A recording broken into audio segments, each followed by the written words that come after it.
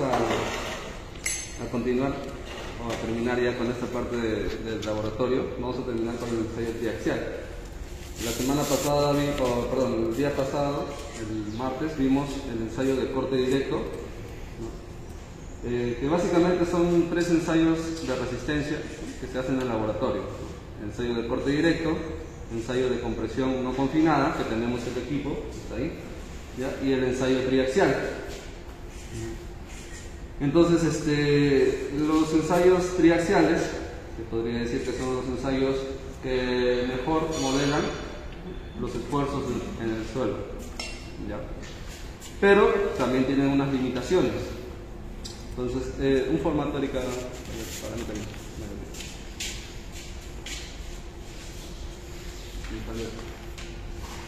Entonces, acá nosotros vamos a hacer hoy día el ensayo de compresión triaxial UU.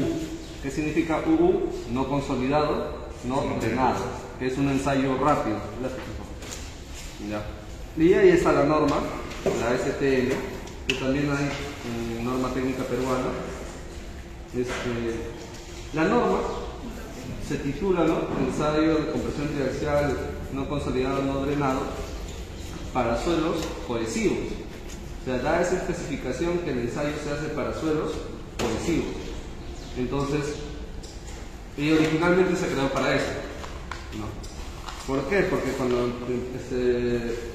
se creó el corte o diseñaron el corte, en este caso el padre del laboratorio de mecánica de suelos, que es, ¿alguien sabe quién es el padre del laboratorio de mecánica de suelos? Casagrande.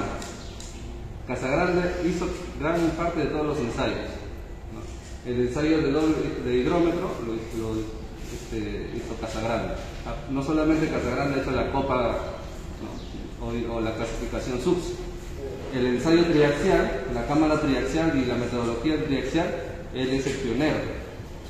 Y varios ensayos, inclusive contribuyó a mejorar el ensayo de CBR. El ensayo de CBR también ya tenía sus orígenes anteriores, pero Casagrande también lo perfeccionó. Entonces, Casagrande es el padre del laboratorio de mecánica de suelo. Pero no solamente es por la clasificación o por el ensayo de límite de consistencia. Él también ha investigado los ensayos triaxiales y los ensayos de corte directo. El equipo de consolidación junto a Terzaghi también lo diseñaron. Entonces, Casagrande es un contribuidor acá en el laboratorio de mecánica de suelos. No hay un libro, nunca van a encontrar un libro de Arthur Casagrande. Si se dan cuenta, nunca lo van a encontrar. De Terzaghi hay, de distintos autores, pero de Casagrande no hay. Lo único que hay en la historia son solamente apuntes que están en una biblioteca en Estados Unidos. Pero él es el padre de todo esto, el que inició todo esto. Entonces, cuando empezó todo esto, empezaron con el corte directo. El corte directo vio que en arcillas, o sea, como que el estudio era muy incompleto, ¿no? Porque empezaba a haber temas de presiones tanto totales, presiones efectivas, presiones de poros, y algo que no se puede estudiar en un corte directo. Entonces fue por eso que empezó a diseñar el equipo triaxial. Pero cuando ensayaba suelos granulares, ¿no?, por el mismo hecho de que los suelos granulares drenan fácilmente, ¿no?, el comportamiento efectivo, o sea, eran como que modelados de forma correcta. Entonces, por eso quedó, ¿no?, con el tiempo las normas, que el triaxial se aplique para suelos cohesivos y básicamente el corte aplique para suelos friccionantes, ¿no? Entonces, ¿por qué? Porque prácticamente los suelos friccionantes sí drenan fácilmente, ¿ya? Entonces, pero nosotros de cierta forma forzamos, porque a veces nosotros tenemos nuestro reglamento, en este caso el Reglamento Nacional de Edificaciones, que últimamente nos está exigiendo que hagamos triaxial y ya no corte directo. Entonces nosotros lo hacemos triaxial a suelos friccionantes, algo que no debería de hacerse. O en todo caso, según la norma, no debería de hacerse, no según la norma del ensayo. Pero nosotros lo hacemos y de cierta forma forzamos. Pero entonces están ustedes, que van a ser ingenieros geotecnistas, ¿en qué momento usar un triaxial o usar un corte directo? El corte directo sí sirve, no es que no sirve, pero tiene su aplicación, ¿ya? Entonces, como estamos haciendo un ensayo para suelos cohesivos, la muestra básicamente tiene que ser cilíndrica, ¿ya? El diámetro de la celda es muy importante y depende del tipo de estudio que uno realiza, pero básicamente para estudios de cimentación, ¿no? Estudios, este tipo de estudios, siempre usamos una celda de 2.8 pulgadas en la cual me permite usar material pasante la malla número 4.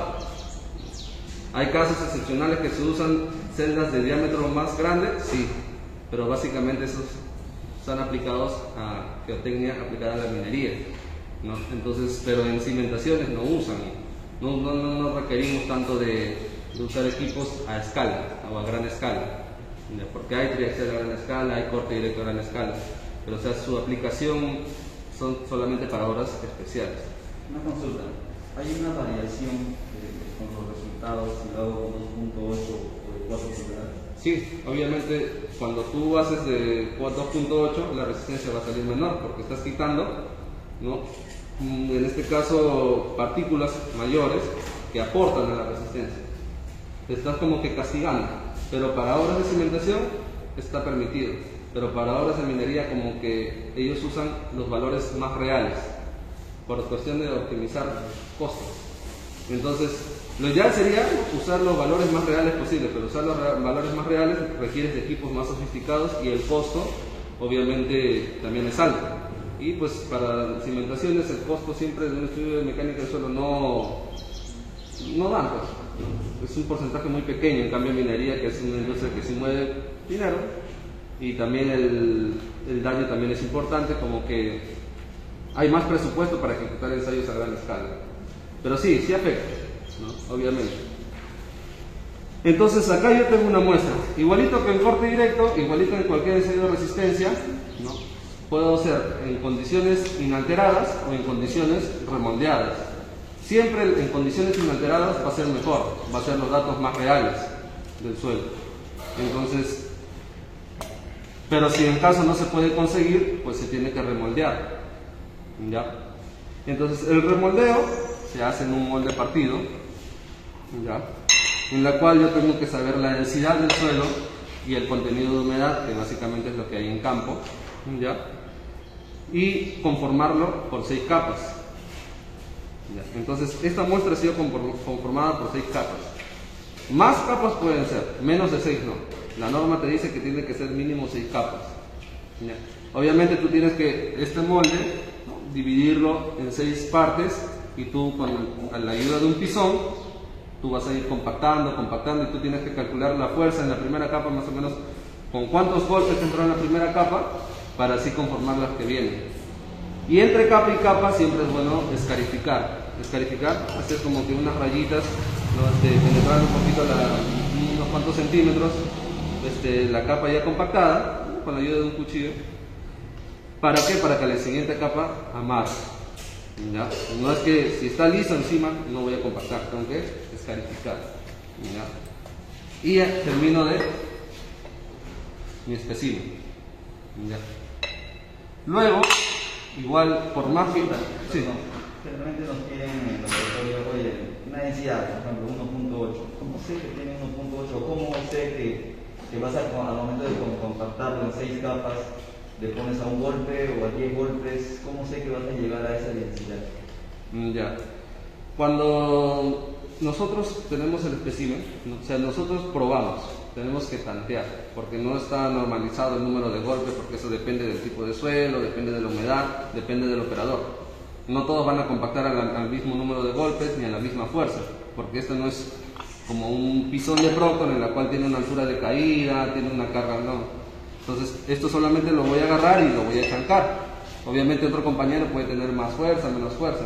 Básicamente, como el equipo triaxial solamente lo manipula una persona, máximo 2, entonces como que ya la persona o el operador ya sabe más o menos a qué fuerza, ¿no?, y a cuánto es la cantidad de golpes que lo va a hacer. Obviamente tienes que probar. Si tú terminas de compactar y que llega al número al ras del molde, obviamente este molde está medido, y aún así tengo que volver a medir el espécimen y tengo que volver a pesar, y para yo poder corroborar que he llegado a la densidad. Y si no ha llegado a la densidad, porque básicamente densidad es peso entre volumen, no es esa es la única forma de corroborar, peso entre volumen. Entonces, si el peso me da, pero de repente el volumen no me da, entonces tengo que volver a remoldear. Pero obviamente tengo que ver en qué estoy fallando. Puede ser que de repente lo he compactado mucho, o puede ser que de repente inclusive el volumen del molde lo he hallado mal, porque también el molde, por el uso, se puede deformar, se puede ir achatando con el tiempo. Entonces, claro, cada cierto tiempo tengo que también medir el volumen del molde, pero algo, ¿no?, tengo que verificar que estoy fallando. Pero la ocasión que yo tengo que verificar que acá, ¿no?, el peso y el volumen lo voy a medir con un vernier, ¿no?, que tengo acá, ¿no?, 3 diámetros y 3 alturas. Entonces el peso entre volumen me debe dar la densidad requerida. Si no me da la densidad requerida, puede ser que el molde esté mal, entonces tengo que volver a calcular el volumen, o también puede ser que la densidad no corresponda al suelo, porque también pasa eso. Me pueden dar una densidad que no es la del suelo. Una consulta. Entiendo yo que tú lo saturas a la humedad que te van a dar, que te da el cliente. Sí. Pero tienes que saturar a la... Sí, darle humedad. Y para la densidad hay una tolerancia. Por ejemplo, yo te digo 1.76, pero yo sé que no lo vas a llegar a 1.76, o sea, vas a llegar a 1.78, 74, entiendo yo, ¿no? Porque Ya, no, ¿hay tolerancia? las densidades se trabaja a 3 decimales. Ya 0,0, o sea, el cálculo de las densidades se trabaja a 3 decimales. Y claro, si la densidad te dice 1.78, pues nosotros tratamos de aproximarnos o no variar mucho, pero en el tercer decimal, o sea, 1,772, 1,773, ¿no? Necesariamente tiene que ser en segundo decimal exacto. Exactamente. Si no, no estaríamos cumpliendo. Pero nosotros tratamos de darle lo más exacto posible. ¿Ya? Y la única forma de corroborar, como le digo, es pesando, ¿no? Y ese peso lo notamos donde dice, acá nosotros tenemos un cuadrito donde dice datos iniciales y datos finales. Acá dice espécimen número, como porque este ensayo, igualito que el corte directo, requiere de 3 especímenes. Entonces siempre pongo espécimen 1, 2 y 3. En datos finales igualito, 1, 2 y 3. Abajo dice masa húmeda. Entonces el peso que estoy anotando acá, que sería 1207.3 gramos, lo voy a anotar. ¿Ya? Y luego sería el peso de la muestra seca. Entonces, este peso de la muestra seca, obviamente, y como yo me sobra material, porque me debe sobrar material siempre a esta humedad, yo voy a sacar un contenido de humedad y lo voy a hacer la corrección. ¿Ya? Entonces, si yo obviamente calculo que esto tiene un 15% de humedad, entonces con ese dato yo voy a calcular mi masa seca. ¿Ya? Y luego dice diámetro y altura. Aquí el diámetro y la altura obviamente solamente para poner un valor, pero nosotros aparte tenemos que tomar 3 diámetros y 3 alturas, y el promedio es lo que se coloca acá, ya para yo poder recién calcular la densidad. ¿Estamos? Y con un vernier nada más. ¿Ya? Luego que tengo todos esos datos de los 3 especímenes, que solamente he formado uno. Sí. Una pregunta. A veces cuando tienes los materiales, a veces están casi secos, ¿no? Ya. ¿No te ha pasado a ti? Porque, bueno, obviamente cuando tienes más humedad vas a compactar y va a ligar todo, ¿no? Exactamente. Pero cuando están un poco secos, supongamos que tiene 1%, 2%, ¿no te ha pasado que no arma el espécimen? Claro. Ya, ¿qué es lo que pasa? Cuando en el ensayo, nosotros tenemos que ver obviamente una humedad, ¿no? Una humedad que amarra.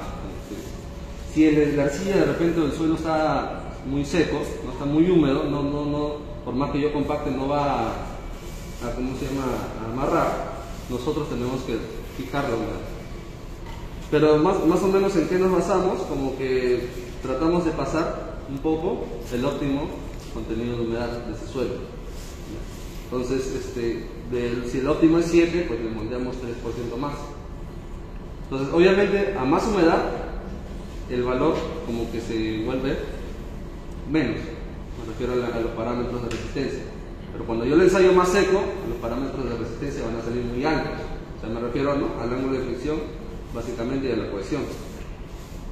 Tenemos que hacer, necesitas dar un... Sí, de preferencia. Si es que en caso el suelo es muy está seco. ¿Por qué? Porque al final el contenido de humedad del suelo es variable, pues depende bastante de las estaciones del año, ¿no? Un tiempo y del nivel freático, de muchas cosas, pero obviamente a más humedad el suelo comportamiento es más crítico. Entonces tratamos de llegar al más crítico, ¿no? Darle un poco más de humedad, pero también con criterio. Obviamente no me voy a sobrepasar hasta que llegue a un estado que ya como de barro, tampoco no. O sea, la cuestión es conseguir una humedad manejable, ¿no? Que básicamente del óptimo contenido de humedad 3-4% más es lo que se requeriría. Pero si de repente viene en su estado natural, es ya remoldeable, pues de preferencia lo hacemos a ese contenido de humedad natural. Eso es solamente de fijarle una humedad, es cuando las arcillas son o vienen secas, ¿no? Pero si viene una arcilla con una humedad en la cual sí se puede remoldear, ahí le damos a ese contenido de humedad natural. ¿Ya? Ahora, en caso de que fuese inalterado, nosotros obviamente el inalterado va a venir en bloque, ¿no? Puede venir en caja, o puede venir parafinado, y nosotros vamos a usar este tallador, ¿no? Que este tallador coincide con el diámetro de la celda, y con la ayuda de un cuchillo o con un cúter, ¿no? Voy a ir perfilando, dando vueltas, ¿ya? Y perfilando hasta dar el diámetro. Entonces, así pues, trato de conseguir 3 especímenes inalterados con un tallador como este de acá, ¿ya? Placas de plástico. Luego, ya que tengo mi espécimen conformado, voy a colocarlo en la celda triaxial. En esta celda, que es de marca L, tenemos que identificar, hay una serie de llaves, ¿ya? En las cuales van a salir, me sirven para controlar agua a presión, ¿ya? Que básicamente es lo que me ayuda el triaxial, dar agua a una presión que yo fije. Entonces, hay una serie de llaves que controlan esa presión, que van a salir por unos conductos, ¿ya? Y hay que identificar. La muestra se va a colocar encima de esta base. Entonces, si se dan cuenta, encima de esta base hay 2 orificios. Y la base superior igualito. Hay 2 orificios. ¿Para qué sirven esos orificios? 4. En total hay 4, 2 abajo y 2 arriba. Hay otros equipos que solamente cuentan con 1 abajo y 1 arriba. Depende del fabricante al final. Pero L siempre su configuración es 2 abajo y 2 arriba. Su utilidad de esto es, uno de ellos me va a servir, tanto voy a escoger uno de la parte inferior y uno de la parte superior. ¿Para qué? Para hacer saturación. Pero ese es en el caso de que yo haga triaxiales CU o CD. Ya que lo vamos a explicar durante el ensayo, igual vamos a hablar un poquito de eso. Entonces, un orificio de la parte inferior, ¿ya? Y uno de la parte superior me van a servir para saturar, ¿no? Obviamente tengo que identificar qué llave es la que lo controla. Entonces, esas llaves que sirven para saturación van a salir igualito con una manguera y van a ir conectados al panel, ¿ya? Entonces, ¿qué pasa con el otro orificio que queda? Básicamente acá nosotros lo usamos para leer presión de poros, ¿ya? Puedo leer presión de poros por la parte inferior o por la parte superior o por los dos. Básicamente se hace por los dos. Entonces, en ese caso, solamente se aplica para ensayos triaxiales como el CU, que sirve para leer presión de poros, o también CD, que yo leo, ¿no? Variación de volumen. Me dices que esas 2 mangueritas son para la saturación, ¿no? Un orificio de abajo y uno de arriba. Ya, pero esas 2 que están acá al costado, ¿o es lo de abajo? No. Las de ahí, o sea, estos 2 de arriba, ya. Los de arriba es porque va a entrar agua por acá, claro, y va a salir por acá, igualito por el otro. Y el de abajo, obviamente no hay manguera, sino sale directo por la llave. Nada más. Yo abro la llave y por acá va a salir el agua. Yo abro esta llave, obviamente el agua va a subir por acá, no va a subir de frente, sino para irse a la base superior está conectada por esta manguera. Va a ir por acá y va a salir, en este caso, si yo he escogido va a salir por acá. Este es para saturación. Para saturación. Y para presión, para medir la presión. Es el siguiente, el de su frente. En este caso este por acá, lo voy a controlar con esta llave. Y obviamente acá va a haber un transductor de presión de poros. Igualito acá, lo que no estoy usando va a salir de esta llave y va a dar también al transductor. de presión de poros. Los dos de acá van a dar al transductor de presión de poros. Y hay un tema de, creo que de una bomba de vacío. Ya, eso lo vamos a ver. ¿Ya? Paso a paso. Entonces identifico, ¿no? para qué me sirve cada conducto. Y hay un conducto que va a estar por fuera de la muestra, que es este de acá. Y este es el que va a servir para dar la presión de confinamiento. Entonces está controlada por esta llave. Igualito esto va a salir, va a estar conectada al panel triaxial por esta manera. ¿Ya? Ahora, como si fuese un ensayo triaxial, como le dije, CU o CD, yo colocaría una piedra porosa abajo, papel filtro, y encima vendría mi muestra. Y arriba vendría otro papel filtro y piedra porosa. ¿Ya? Pero como nosotros hoy día solamente vamos a hacer un triaxial U, nosotros no requerimos de piedra porosa, sino estas simplemente plaquitas de plástico, nada más. ¿Por qué? Porque en el U no se satura, no se consolida. Solamente en el U la única presión que existe es la presión de confinamiento. Las presiones internas no hay. No damos contrapresión ni presión de poros. No lo leemos. Entonces yo solamente, como no voy a usar estos conductos, yo coloco una plaquita de plástico. Y encima va a ir el espécimen.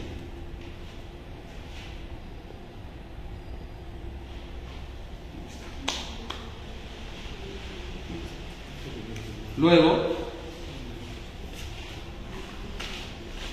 voy a colocar la membrana.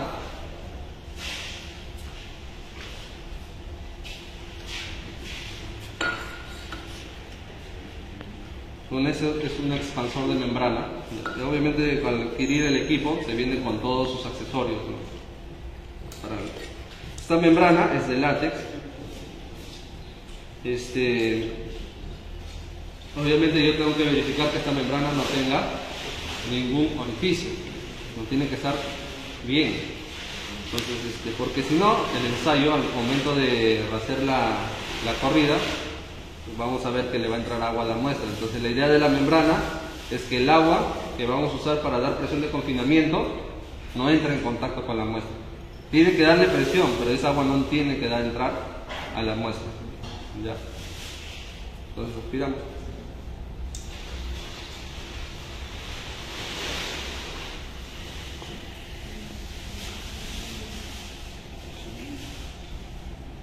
Colocamos con mucho cuidado porque esto también se puede romper.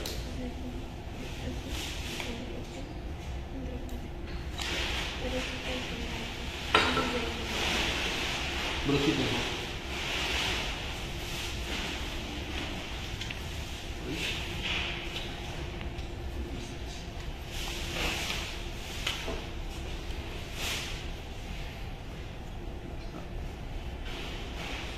Colocamos la placa acá arriba. Y para asegurar vamos a colocar horrines abajo y arriba. Si se dan cuenta, abajo hay como que estas ranuras. En cada ranura debe de encajar un horrín. Pero yo le pongo un horrín más, o sea, debería ir dos horrines, ¿no? Pero yo le pongo un horrín más para asegurarme de que la membrana agarre bien y proteja bien a la muestra. ¿Ya? Igualito abajo hay ranuras. Hay dos, yo le coloco tres, ¿no? Siempre es bueno asegurarse, si hay horrines es mejor ajustar bien la muestra para que más adelante no tengamos problemas. Siempre se pone horrines de abajo y de arriba, ¿no? Sí, siempre. Por fuera de la membrana. La membrana.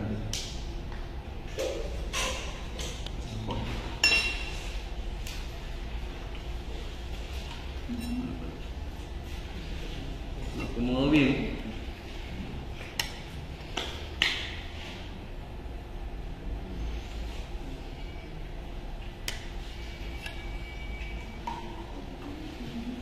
Y arriba también lo hago.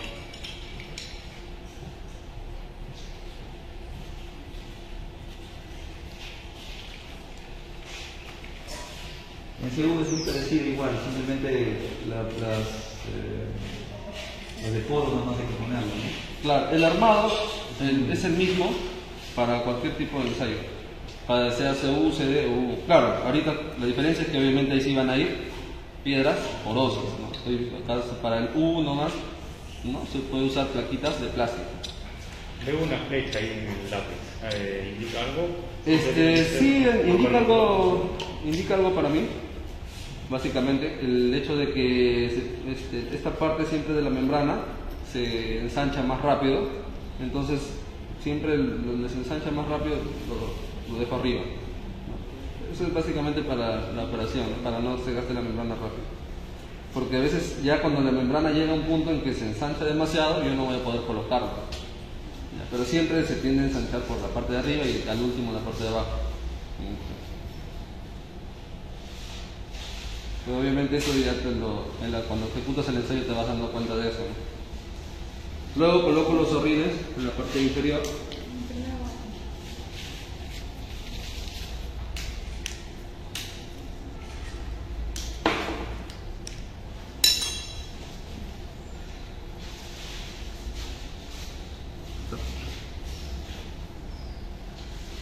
Y le hago su doblez. Estas membranas son muy delicadas y siempre después del ensayo, obviamente como está en contacto con el agua y al momento de lavar todo, hay que dejar que seque bien. Cuando se deja húmedo se malogra rápido, se deteriora. Inclusive le puedes echar talco para que se mantenga seco. Nosotros tenemos ahí un talco y lo dejamos bien seco. La cuestión es que la membrana no hay que dejarlo húmedo, si no, no les va a durar mucho. Erika, le traigo la grasa silicona que tengo ya en esa experiencia. Entonces ya tengo conformada el espécimen, lo tengo colocado en la celda triaxial y le voy a colocar la grasa.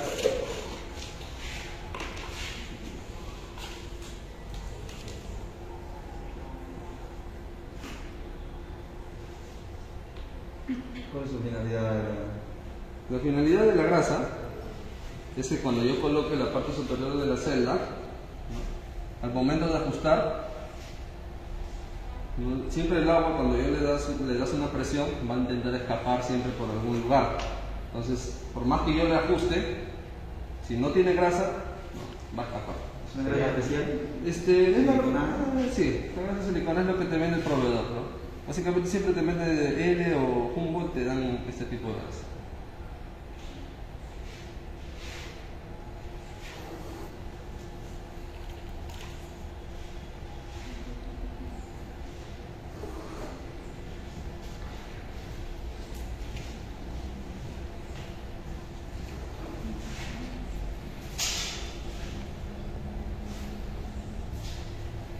¿Cuántos años ya tiene este equipo aquí en el laboratorio? Bueno, este equipo sí, tiene por lo menos desde el 2000 en dirección. Obviamente en su momento fue, se puede decir, entre los primeros triaxiales que llegaron. Claro que el CISMI tiene triaxiales más antiguos, ¿no?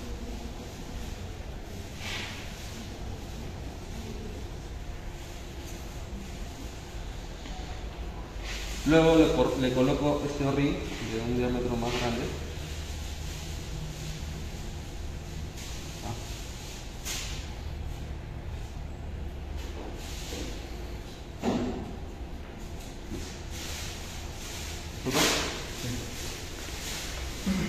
Acá también le voy a colocar grasa.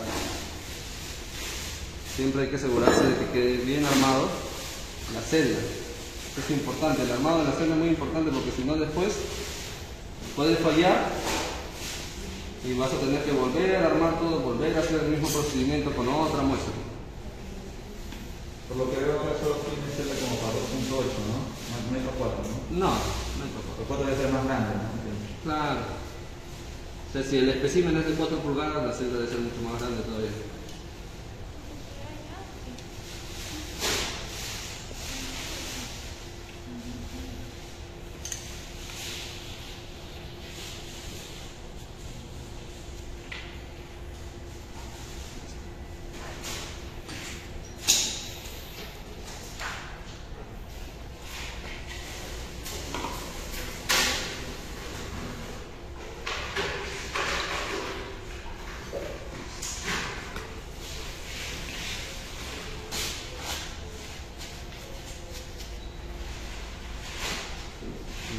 Entonces ya tengo todo listo.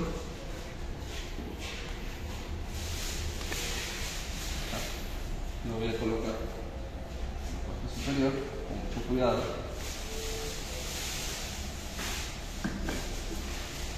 Hago encajar el pistón.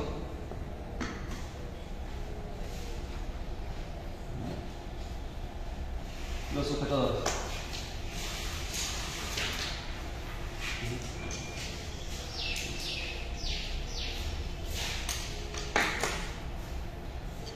Entonces, con estos sujetadores me sirven para asegurar las dos partes de la celda.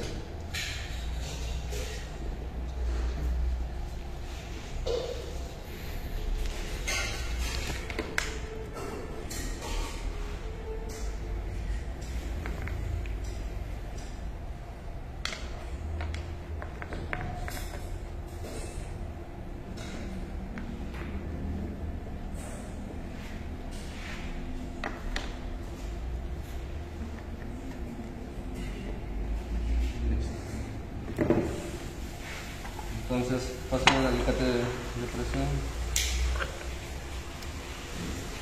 Lo vamos a asegurar bien.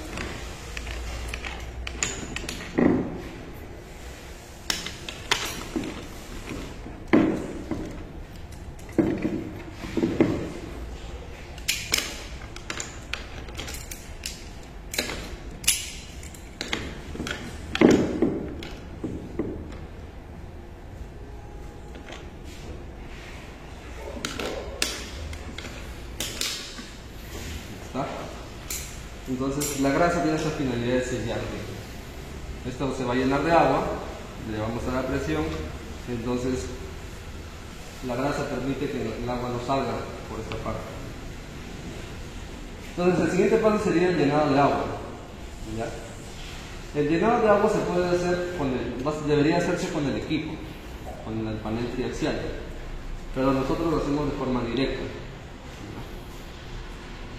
Vamos a ir para allá. No, no está habilitado.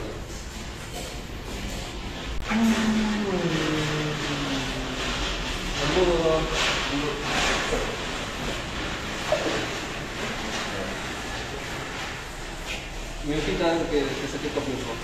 Mi hojita que saqué copia está por ahí. Esa hojita que saqué copia. Mira. Entonces, este es el panel, este es el equipo triaxial, en la cual consta de una prensa, un panel principal y un cable de acero.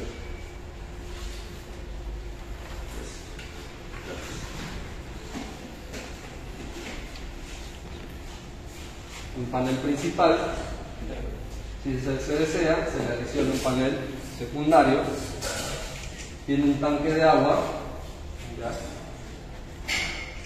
Tiene una bomba de vacío con su filtro.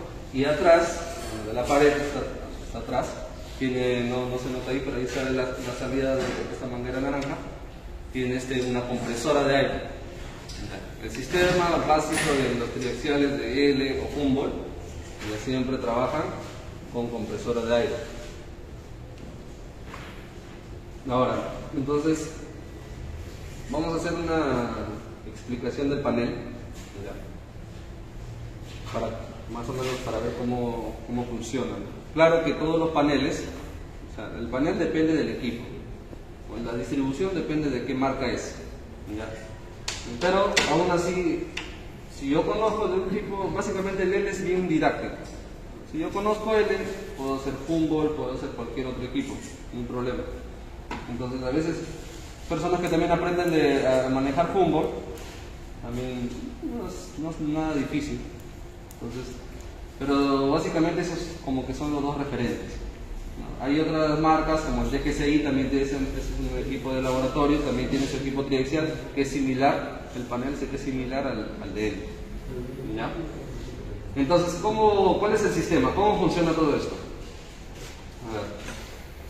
La idea acá, ¿no?, es que cuando crearon el triaxial, los investigadores de esa época decían, ¿no?, o se preguntaban, ¿cómo yo doy el esfuerzo de confinamiento? ¿Cómo lo hago? ¿Cómo hago un espécimen, ¿no?, y yo le doy el esfuerzo de confinamiento. Estudiaron distintos tipos. Estudiaron inclusive la forma de la muestra. Concluyeron que la forma debería de ser cilíndrica, porque se distribuía mejor los esfuerzos. ¿Ya? Y concluyeron que el agua transmitía muy bien los esfuerzos. Me podría dar un esfuerzo de confinamiento. Listo. Entonces, pero ¿cómo le hago? ¿O cómo le doy presión al agua? Entonces, estudiar distintos sistemas, y de eso se tratan los triaxiales. En este caso, el sistema acá es que el aire va a salir a una presión dada, se va a encontrar con el agua en la bureta, y el agua va a adquirir esa presión que hemos programado del aire. Entonces, eso se va a transmitir al agua de confinamiento y por ende a la muestra. En resumen es eso, ¿ya? Pero obviamente eso se ha ido mejorando. Han encontrado que cuando se mezcla el agua y el aire, como que el agua, por más que yo hago desaireado, acá se van a encontrar, va a haber aire, y eso como que le afecta a la muestra. Entonces, por eso los nuevos triaxiales, ahí han creado, por ejemplo, Humboldt tiene como que a lo que le llaman, creo, pulmón, algo así, en la cual el aire va a darle presión al agua, pero no directo, va a estar separado por una membrana. Este es un tipo de equipo que ya está saliendo. El otro, creo que es de marca Yutes, que no usan aire y agua, sino usan aceite y agua. Le das la presión al aceite y el aceite se transmite la presión al agua. Obviamente el aceite no se mezcla con el agua. Y obviamente ahí tengo el agua desaireada, ¿no? Porque se dice que en triaxial hay que trabajar con agua desaireada. Entonces, como el agua y el aceite, el agua desaireada y el aceite no se van a mezclar, pues ahí yo trabajo bien con agua desaireada. Pero eso se ha ido recién investigando con el tiempo. Pero cuando empezaron los triaxiales, dijeron de frente mezclando acá el agua con el aire. Entonces, por más que yo desaireaba el agua, igual se va a mezclar con el aire directo, igual le va a entrar. No podía como que modelar eso. De repente esa era una limitación. Pero no significa que porque no se cumpla eso ya va a estar descartado, ¿no? O sea, aún sirve. Y muchos triaxiales... ¿El agua tiene algunas características especiales? ¿Es destilada? ¿Es solo agua? Lo ideal es que sea agua desaireada, nada más. ¿Ya? Lo pasa por de vacíos. Exactamente. El agua tiene que ser básicamente desaireada, no necesariamente destilada, pero sí desaireada. Ya. Ahora, generalmente las bombitas generan una presión de bomba. ¿Cómo tú le das una presión constante? Listo, ahí llegamos. La compresora te bota, como le dije, aire a presión.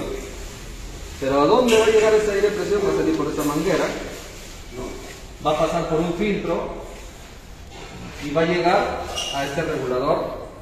¿Qué se llama? Este regulador de presión. ¿Ya? Regulador de presión principal. Acá dice Master Regulator.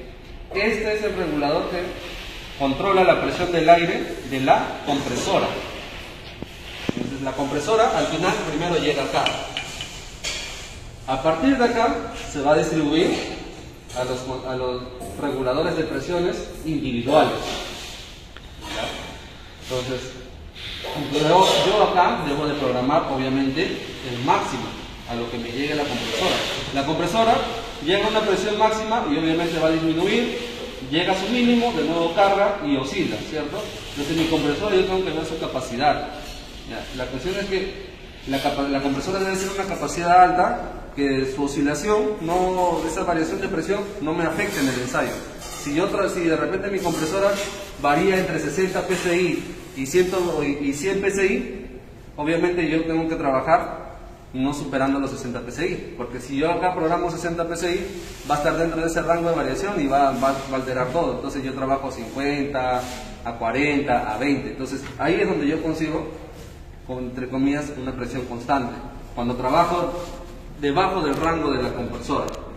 Pero si yo le pongo de 70 psi, obviamente pues si la compresora oscila entre esos valores, va a oscilar la compresora y va a oscilar acá también.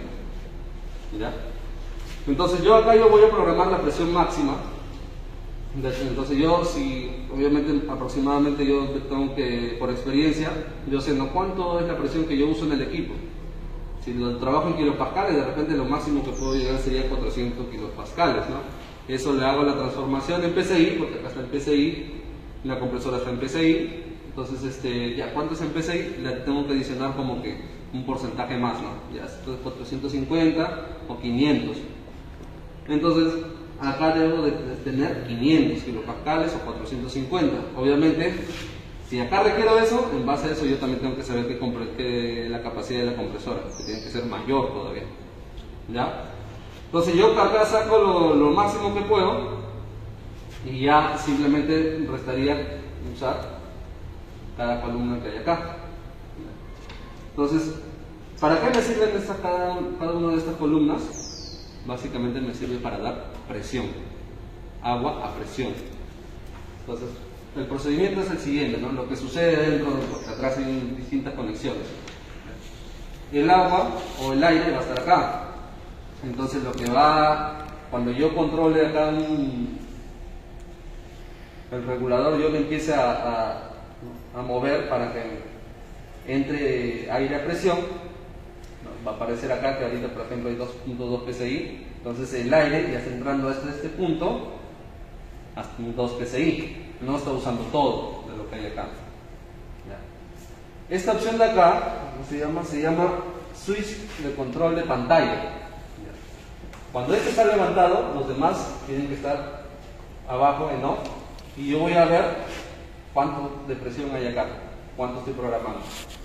Si yo bajo y subo este de acá, este otro switch de esta columna, voy a ver, hay cero presión, no he programado nada. Entonces yo si de repente estoy haciendo un CU o un CD que voy a usar los tres, listo. Entonces allá tengo esta presión, lo bajo y voy a usar el otro y así. La pantalla es la única. Esta pantallita para ver la presión lo comparten todos y obviamente lo controlo con el switch. Por ejemplo, acá yo tengo un ensayo. Veo cuánto estoy ahorita, estoy trabajando con 24.7 PSI, eso está en PSI. Entonces en esta columna ahorita para la muestra hay una presión de 24.7 PSI. Y así, esto se llama el switch, ¿no? De pantalla. Entonces eso me veo la presión que hay en ese punto. Ahorita 4.6. Ahora, este de aquí se llama control de entrada individual. Este es como decir la puerta, ¿no? Para que la presión de aquí entre a la bureta. Ya, a la bureta se le llama todo este, ¿no? Este cilindro plástico. Adentro hay una pipeta graduada, ¿no? En 0,1 mililitros. Ya. Entonces, esta es la puerta de entrada para que la presión de aire entre acá a la bureta. Si está en B, prácticamente es como que estoy cerrando la puerta, ¿no? La presión de acá no va a entrar acá. B significa para el equipo presión ambiente. Entonces quiere decir que todo el cilindro solamente está la presión ambiente. Cuando este lo subo para arriba, apuntando para arriba, la flechita que apunta para donde dice pressure, que es presión, ahí es donde yo estoy haciendo que la presión que está en el regulador entre acá. El aire a presión entra acá. Ahora, hay otras opciones, como dice Bridger Left y Vacuum. El Vacuum me sirve cuando yo hago Vacuum. Si yo lo prendo en la bomba de vacíos, ¿no? La bomba de vacíos va a poder quitar el aire del agua que está en la bureta. ¿Ya? Y ahora, ¿para qué me serviría el Bridger Left? El Bridger Left es cuando, eso básicamente se usan cuando hacemos CCU o CD, ¿no? El Bridger Left me dice, y acá yo tengo una presión de 45 kilopascales y esta bureta tiene de 50 kilopascales. Con el Bridger Left estoy igualando esta bureta a esta de acá. O sea, quiere decir que este 45 va a subir al nivel que está acá, que sería 50 en este caso si yo lo programara. Entonces el Bridger Left me sirve para que esta bureta se iguale a la presión de acá. Eso se usa bastante en la parte de CCU y CD. ¿Cuál es la finalidad de que sea un ingeniero? Estos dos básicamente me controlan la presión inferior y superior de la muestra al momento de saturar. En un momento van a ser diferentes porque tienen que saturar por diferencia de presión, ¿ya? Pero al momento de ya de hacer la consolidación y las demás etapas, pues tienen que ser iguales. Entonces es ahí donde se usa esto. En vez de estar usando el regulador para igualarlo, de frente uso el bridge LED. ¿Estamos? Listo. Entonces hasta ahí. Estamos con el control de entrada. La bureta, como les dije, la pipeta. ¿Cuál es su utilidad de la pipeta? Leer el cambio de volumen. Entonces, pero ¿cómo lo controlo la pipeta? Con este switch, así se le llama. Puedo crear un desnivel. Entonces, es como que trabajara solo la pipeta, no la bureta. Entonces, mientras se va mientras de repente va saliendo agua de la muestra, aquí yo voy a tomar lectura. Puedo tomar lectura de cuánto agua sale de la muestra. ¿En qué caso, por ejemplo? En un CD. ¿Ya? Entonces, esa es la finalidad de la bureta, de la pipeta que hay dentro. Leer variación de volumen, o inclusive cuando yo consolido mi espécimen en un CU o en un CD, al consolidar también va a salir agua. Yo tengo que leer con la pipeta, ¿no?, la variación de volumen, ¿no?, cuánto de agua sale. Esa es su finalidad de la pipeta y lo controlo con este switch de acá. Si lo subo, es como que ya estuviera usando todo, simplemente se nivela, nada más. Ya. Luego sigue esta parte de acá, que se llama control de operación de flujo individual. ¿Para qué me sirve esta opción? Hay para dar fill y dry. Fill es básicamente cuando la bureta no hay agua o tengo poca agua. Si yo requiero de llenar mi bureta de más agua, uso la opción fill. ¿Ya? Y de repente si el agua está sucio, ¿ya?, y requiero de hacer una limpieza, pues lo dreno. Dry. Lo pongo en dry y esto se va a ir a un tanque de plástico que le dejo atrás. Básicamente tiene o tanto para llenar agua o para quitar agua. ¿Ya? Esa es la función de esto, fill y dry. Y este es el puerto de operación. Aquí es donde se conectan las mangueras que salen de la celda. ¿Ya? A presión.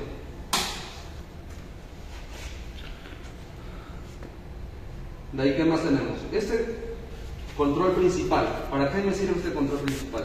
Esto controla básicamente al tanque de agua. ¿Ya? Ven, si está en ven, quiere decir, ven siempre se va a identificar acá, presión ambiente, quiere decir que el tanque está por dentro, todo esto está asegurado, por dentro está en una presión de ambiente. Vacuum. Vacuum significa que succión. Me permite, obviamente lo pongo en vacuum y prendo la bomba de vacíos, ya me permite quitar el aire del agua que está dentro del tanque. Pressure. ¿Para qué significa pressure? ¿Para qué me sirve? En español es presión. Cuando yo coloco acá, esto me sirve básicamente, o trabaja básicamente con el fill. Entonces, pongo en pressure, acá va a adquirir una presión determinada, no hay un valor exacto, creo que no pasa los 10 psi. Entonces, cuando esto está en pressure y yo lo coloco en fill, esto siempre tiene que estar en vez. Yo lo coloco en fill, el agua del tanque se va a ir acá. Lo cierro, suficiente agua, listo.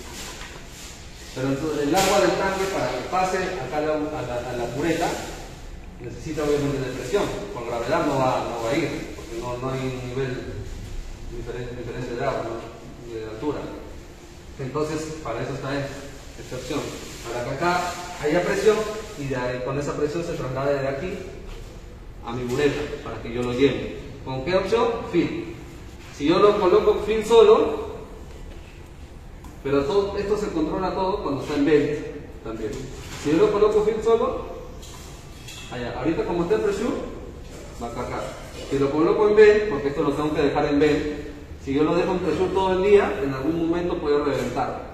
¿Ya? Porque se va a seguir cargando de presión y puede reventar no necesariamente el tanque, pero alguna de sus mangueras. Finalmente ahí se libera la presión.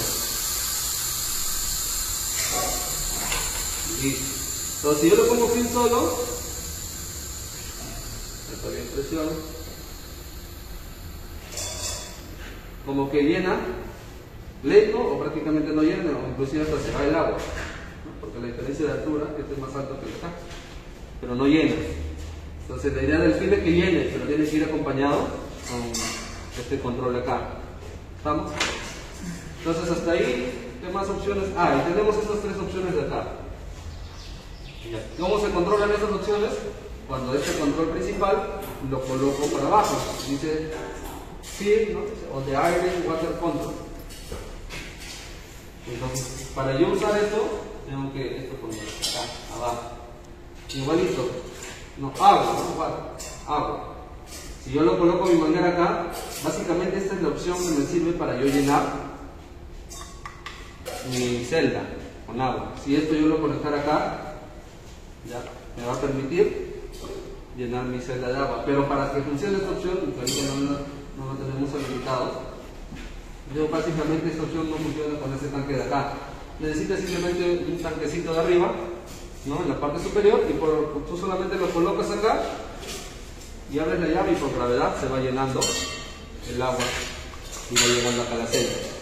Pero esta es la opción que me permite llenar ya la celda de agua, pero necesitamos un tanquecito arriba nada más. Vacuum me sirve para succionar. Siempre cualquier vacuum es succión. Ya. Y aire, básicamente que si yo le conecto una manguera acá, una manguera suelta, la compresora me va a dar aire a presión para cualquier otra utilidad. Y claro, esas son todas las opciones porque el de acá es básicamente lo mismo. 3 buretas me sirven para una celda. Obviamente acá nosotros tenemos para hacer 3 celdas. Entonces tenemos 9 buretas. Entonces, si se dan cuenta acá, por ejemplo, están conectadas, para esta celda están conectadas las 3 buretas, acá estoy haciendo un ensayo de permeabilidad. Entonces, siempre, ¿no?, se usan 3 buretas. En caso de que se hace un ensayo de permeabilidad, un CU o un CD. En caso de que lo que vamos a hacer ahorita, que es un UU, solamente requiero una línea de presión nada más, que es la que vamos a usar de presión de confinamiento. O sea, para que funcione el dirección simplemente este panel, este ya es un adicional, es otro panel. Exactamente. Esto me permite, si yo tengo un direccional CU o CD, me permite saturar los 3 especímenes a la vez. Si yo solo tuviera eso, tendría que saturar, consolidar y correr esto. De ahí viene el otro espécimen, saturar, consolidar y correr, igualito. Pero el tiempo de saturación demora. El tiempo de consolidación tiene un tiempo. Entonces, si yo lo hago los 3 a la vez, demora menos tiempo que si yo tuviera un panel solo. Y ya. Carlos, por favor, ayúdame a llenar el agua. Llénalo así. Lo que nosotros hacemos es llenar agua por arriba. Un baldecito. Y ahorita les voy a explicar esa parte. Con la ayuda del embudo nosotros lo llenamos.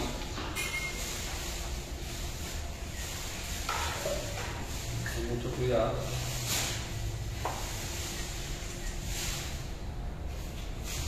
Si se dan cuenta, yo ya tengo conectada la manguerita que me da para presión de confinamiento. Bueno, el equipo también tiene el agua que está, tiene aire, ¿no?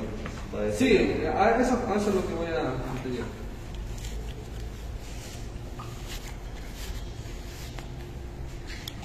Un poco más.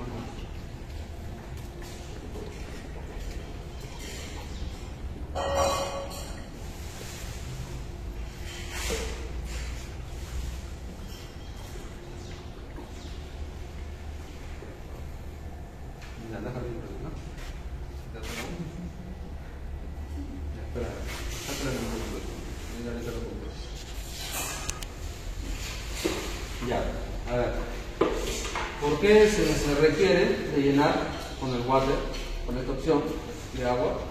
Es para que no se formen las burbujas, porque el agua va a llenar de abajo hacia arriba. Pero lo que estamos haciendo es un ensayo triaxial U. Y ahora por efecto ¿cómo se llama? Para hacerlo rápido lo estoy llenando así. Pero esta opción es lo mismo que yo esta manguera lo conecte al caño. Si esta manguerita, porque es esta manguera la que yo uso.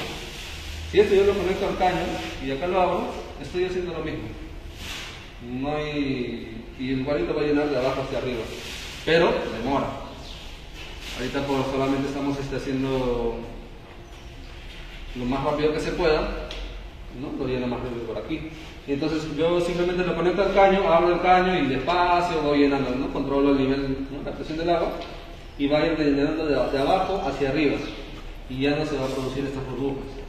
Cuando ya esté cerca, lo vuelvo a conectar acá. Siempre cuando uno hay un triaxial, siempre tienes que tener un caño cerca. Entonces, la norma menciona algo sobre la forma de llenado, tiene que ser lento, rápido, algo por el estilo. Ningún cuidado en eso.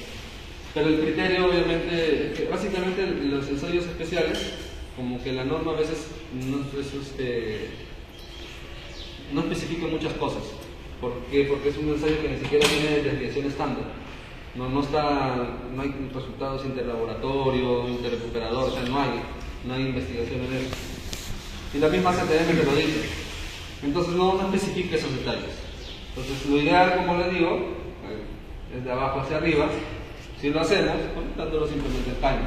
Que es lo mismo como que si yo tuviese un tanque de agua acá arriba y que caiga la presión. No varía mucho. Y así yo consigo de que de repente no queden estas burbujas. ¿Ahí estamos? Ahora, obviamente al momento de manipular esto, aquí va a quedar aire atrapado. Entonces yo le tengo que dar una pequeña presión, de repente de 2 PSI.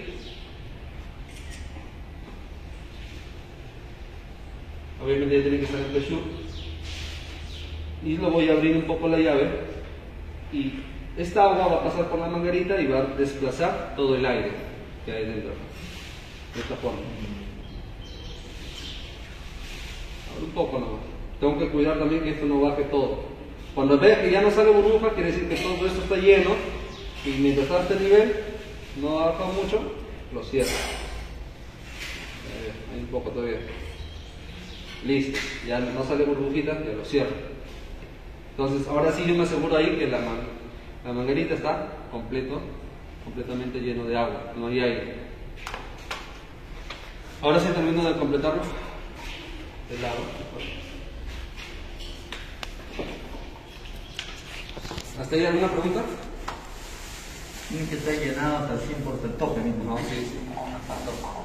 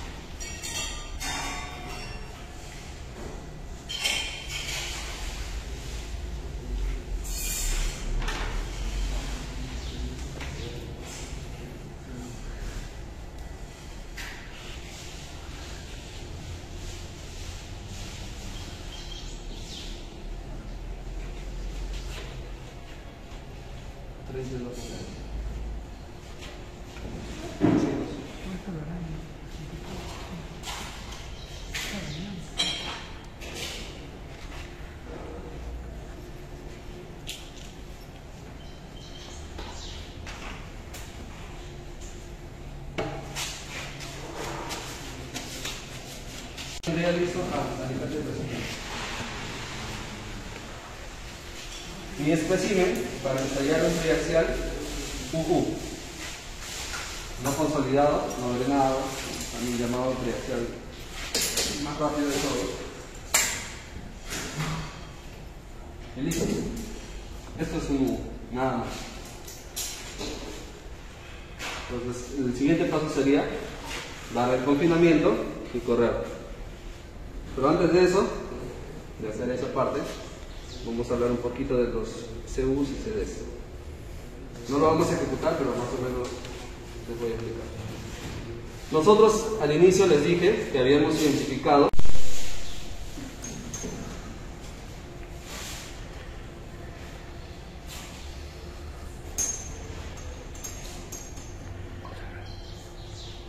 así.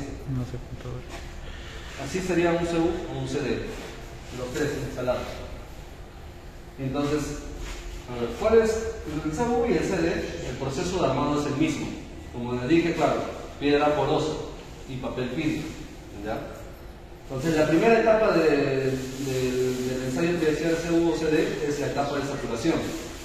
A la muestra yo lo voy a saturar, ¿ya? Pero para yo poder saturar, obviamente, hay varias técnicas, ¿ya? Ahí la técnica se satura simplemente con ayuda de contrapresión. Otra forma de saturar sería con la ayuda de la bomba de vacío, que lo tenemos instalado ahí. Y hay otras formas también que están en investigación, pero el problema es que el equipo no da para esa, para otra forma. Para que inyectan otro tipo de gas que hace que el aire se desplace rápido y entre el agua al toque. O sea, hay varios sistemas, ¿no? Que ahorita no se podría explicar porque tampoco el equipo no es para eso. El equipo solamente ahorita me da para hacer saturar por contrapresión nada más, o con la ayuda también de la bomba de vacío. Entonces, básicamente es que yo tengo que fijar una presión de confinamiento, ¿ya? Y adentro de la muestra, ¿no? Las presiones que están internas de la muestra, tengo que, obviamente, fijar, pero menores, ¿no? Tengo que fijar las presiones de acá, que tienen que ser menor a la de confinamiento. Ejemplo, si este tiene, por ejemplo, ahorita lo vamos a manipular, ya todo está cerrado, no hay problema.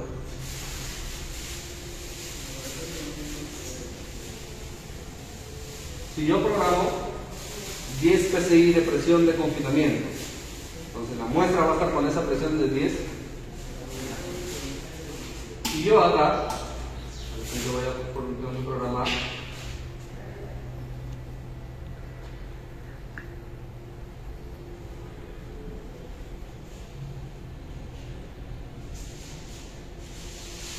ocho.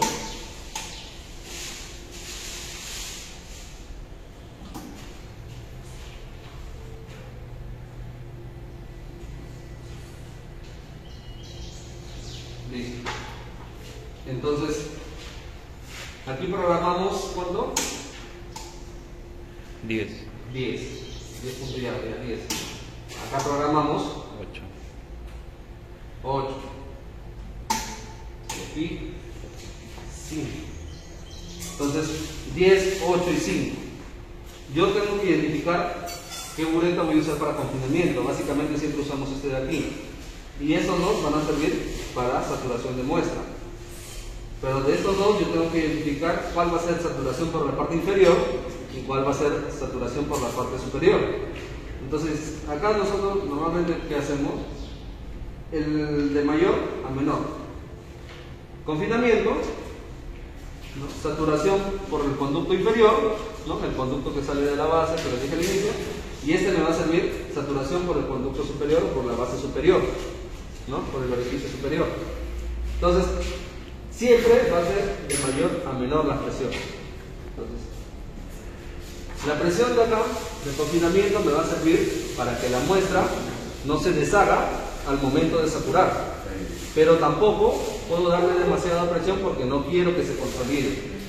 La saturación debe ser de tal forma que la muestra no se rompa con el agua, pero tampoco se consolide, ¿ya? Entonces, ¿cómo controlo eso? Pues tengo que ver que mi presión de confinamiento y la presión inferior, que es la que estoy usando como mayor,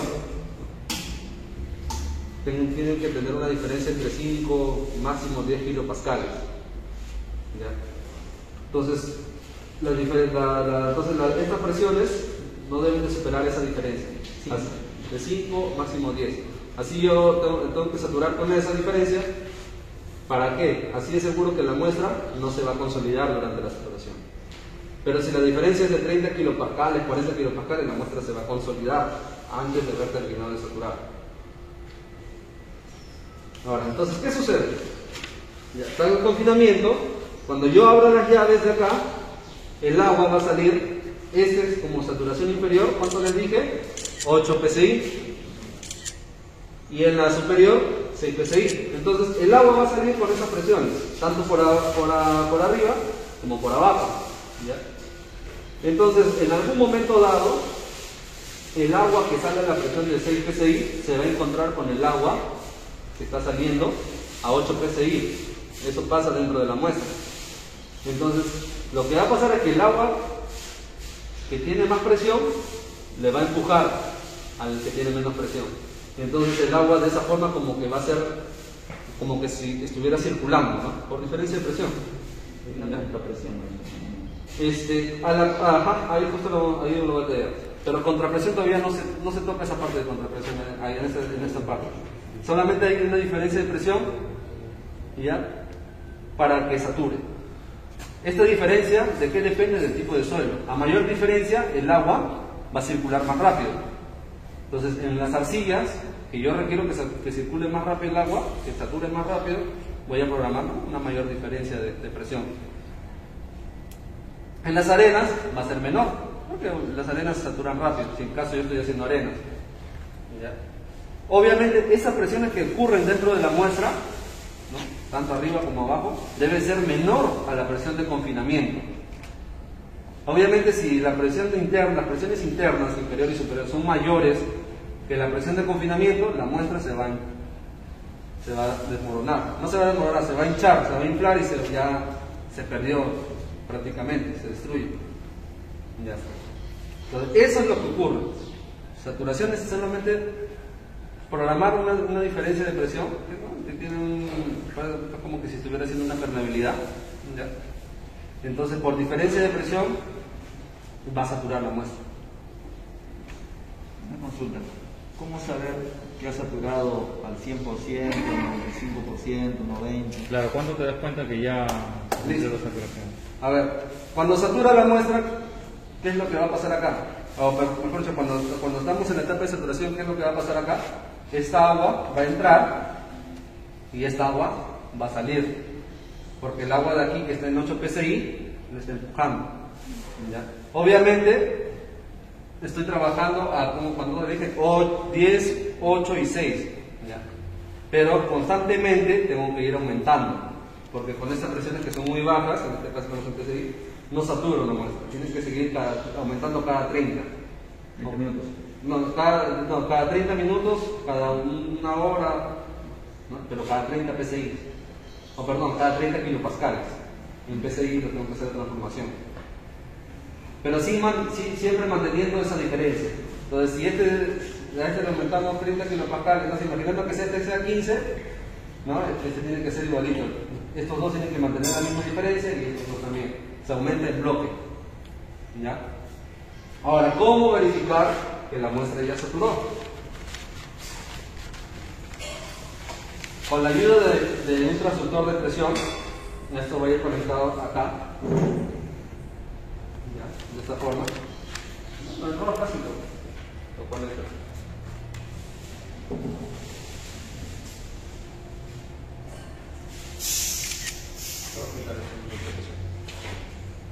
Entonces el transductor va a ir de esta forma enroscado. Y como les dije, ¿no? Si estos dos se usan para saturación, los dos restantes sirven para leer presión de poros. Entonces, básicamente, ¿la presión de poros qué es? ¿Cuál es la definición de presión de poros? Del agua. Del agua en los vacíos. Exactamente. Pero es la presión del agua en los vacíos, pero eso depende de qué? De la presión de confinamiento. O sea, para una presión de confinamiento, ¿ya? El agua va a dar una presión de poros. Yo aumento esa presión de confinamientos, va a aumentar obviamente la presión de poros. ¿Ya? Pero obviamente la presión de poros, o sea, el aumento debe de ser directamente no proporcional. Si no aumenta de esa forma, simplemente significa que tiene vacío. Entonces, para eso hay un parámetro, el parámetro B, el parámetro de esquema. Entonces, ¿qué es lo que yo voy a hacer? Es fácil. Para esta presión que yo tengo, ¿no? Para esta presión de confinamiento, para ese momento, tengo que igualar las presiones en primer lugar. ¿Con qué lo igualo? ¿No? Entonces, para ese momento, como ahorita hay una diferencia de presión, lo igualo las dos presiones con el bridge LED. Entonces, tanto aquí como acá va a haber una presión, la misma presión. Y eso, a eso se le llama presión contrapresión. Aunque todavía acá no, eso lo vamos a ver en la consolidación. Pero hacemos con esta opción que las dos tengan la misma presión, tanto arriba como abajo de la muestra. Es ahí donde yo tomo, abro las llaves de presión de poros inferior y presión de poros superior, y van a salir, el agua va a salir a la presión, ¿no? a una cierta presión, y ¡pam! Voy a tomar lectura de presión de poros acá. Voy a tomar la presión la lectura de esa presión que sale, ¿no? del agua, a la que yo le voy a llamar presión de poros. Sale como un promedio. Exacto, algo así, como un promedio, ¿no? De arriba y de abajo, y como que un promedio, como se dice. Ya. Pero para eso tendría que estar conectado a alguno o No, eso nomás tiene que estar conectado. Conductor no. Sí. Ah, ya. Esto es un manómetro. El problema es que está en bar. También hay que hacer la conversión, ¿no? Si quiero trabajar en PCI, 6 kilopascales. Listo, entonces, obviamente se tiene su valor de desfogue, ¿no? Entonces, lo abro y va a salir el agua a una presión determinada que depende de la presión de confinamiento. Me va a dar un valor, imaginando, no sé, 0,87 bar. Tengo la presión de confinamiento de 10 PSI. Entonces, quiere decir que a 10 PSI me está dando presión de poros 0,80, imagina, 0,8 bar. Entonces yo voy a aumentar la presión, no sé, a 15 PSI y la presión de poros va a aumentar, ¿ya? Entonces esa variación, tanto de la variación de presión de confinamiento y la variación de presión de poros, es lo que yo tengo que comparar. En este caso sería la variación de presión de poros entre la variación de presión de confinamiento por 100. Ese dato tiene que superar el 95%. Entonces, cuando supera el 95% ya se asegura que la muestra ha saturado. O sea, tengo que comparar esos dos valores. Mi presión de poros inicial con el confinamiento inicial, esos son los primeros datos. Voy a aumentar la presión de confinamiento final, se podría decirlo así, ¿ya?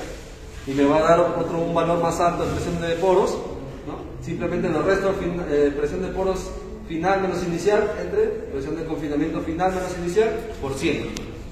Ahí sale el parámetro B. El parámetro B me dice, ¿no? el porcentaje de saturación. Pero el parámetro B no se llama, se puede decir, grado de saturación, ¿no? Porque el grado de saturación tiene una fórmula diferente, ¿no? Lo lees en los libros, el grado de saturación es diferente, ¿ya? Pero es básicamente estamos viendo la respuesta, ¿no? del agua. Esa es una forma, y es la forma clásica de ver si está saturado o no. Hay otra forma según las muretas también, pero la más confiable es con eso.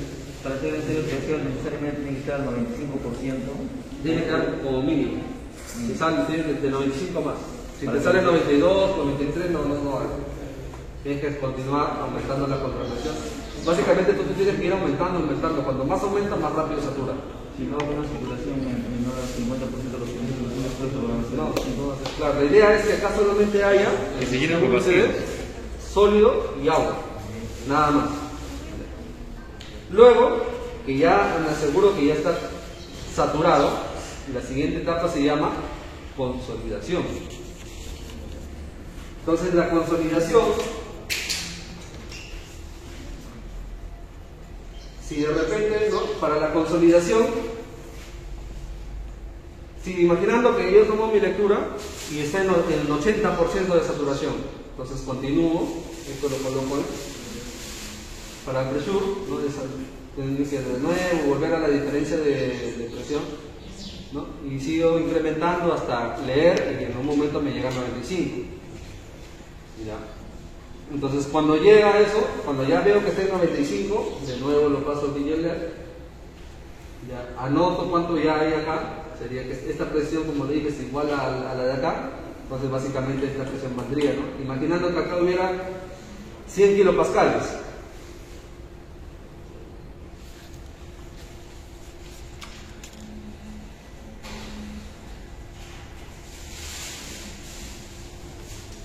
¿Ya?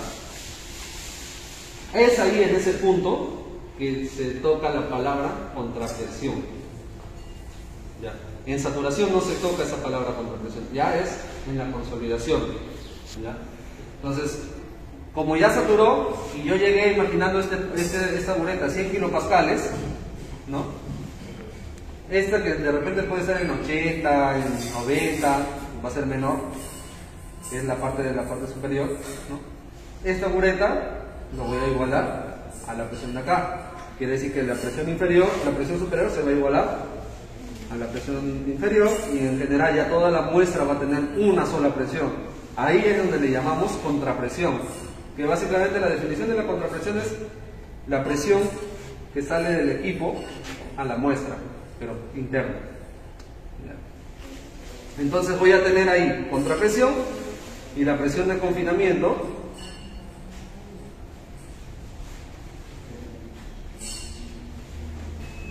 que les dije que tenía que tener una diferencia entre 5 a 10 kilopascales, ¿cierto? O sea, lo más probable es que tenga, si la contrapresión es 100, ¿no? La presión de confinamiento va a ser 105. Entonces, ¿qué es lo que voy a hacer? Para la consolidación, yo tengo que fijar mi presión de consolidación efectiva. ¿Ya? Entonces, hay una formulita muy básica.